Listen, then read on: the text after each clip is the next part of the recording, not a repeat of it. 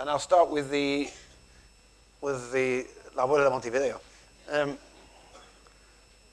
I was in Montevideo 3 years ago doing the plenary about CLIL, and before I started, it was a big audience like this, and the ICT people were setting things up.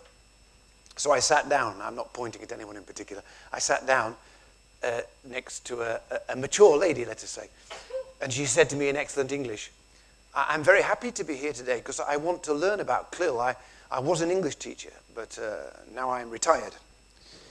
And she said, but my grandson came up to me the other day. He ran up to me and he said, "Abuela, abuela, me gusta el inglés."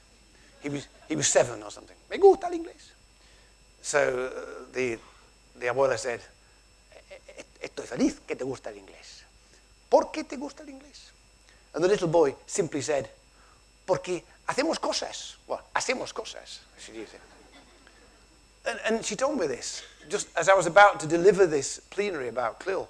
And what she said struck me as so significant, so simple yet so significant. Hacemos cosas.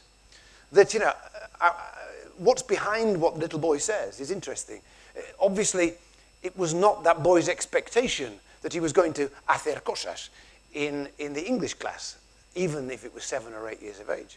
And you can see why, obviously, he liked it. And I think that the problem with language teaching, one of the problems with language teaching, as you know, is, you know, ¿qué cosas hacemos? What do we do? And what's bizarre, really, is that out there's this content world of subject teaching with an enormous smorgasbord of content that you can take on. You have to be careful, of course. I'm going to talk about that. But it seems very strange to limit ourselves to what that little accuracy textbook is helping us to do in our classrooms, particularly in a bilingual context, a multilingual context. So, La Abuela de Montevideo. I'll come back to the abuela. We know about CLIL. There's no need to talk about this particularly, but it is interesting that the acronym has lasted, which means it's lasted since 1995. It was invented by some people in Finlandia Profunda, and it's continued ever since. So it must be useful. In a sense, it's good, isn't it? You look at it, you think, I want some of that. Why not have content and language? Why not? Then again, it's a bit stupid because content has always had language since the very first lesson that took place in some prehistoric cave. Content has always had language, and language has always had content. The two things always go together. So what's the big deal? Well, Keith, I think, has shown this, and as we know, there are two types of CLIL. There's hard CLIL, which is what Keith was talking about this morning, where subjective. Yeah, the adjectives are rather unfortunate. There's no real alternative. Sometimes it's strong and weak, but they're not qualitative adjectives, okay? They're just descriptive. If you can think of better ones, tell me. Hard is content-led, and soft is basically language-led. But there are some interesting questions from this.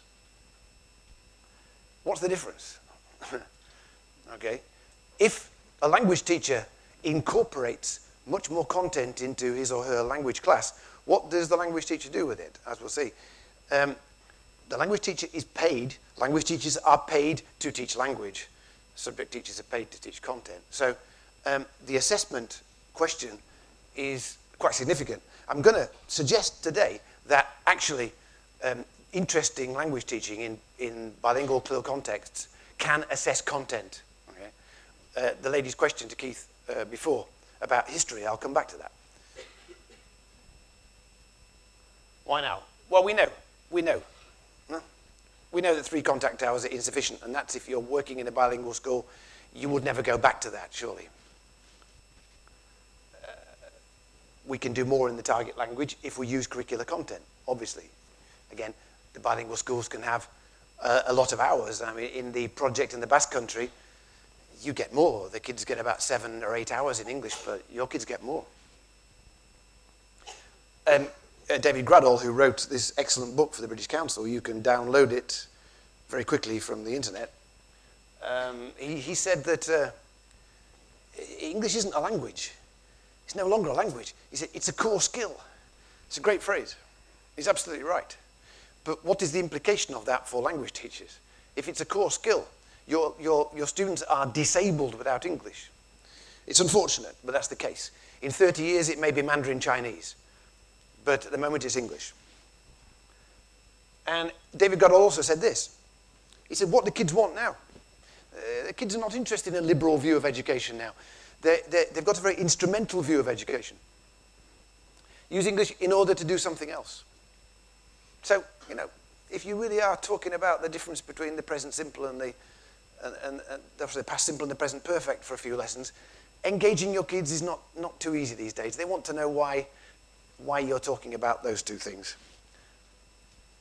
It's a core skill. I'm interested by this phrase, bilingual schools. Possibly this is because I live in the Basque Country, but I know it's a convenient phrase, but you know, why stop at 2 languages anyway?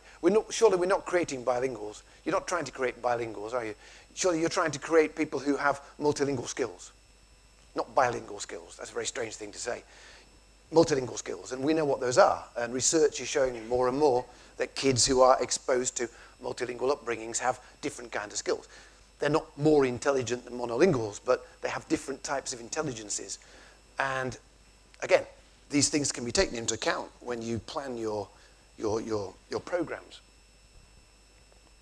But as I was saying before, you know, what's the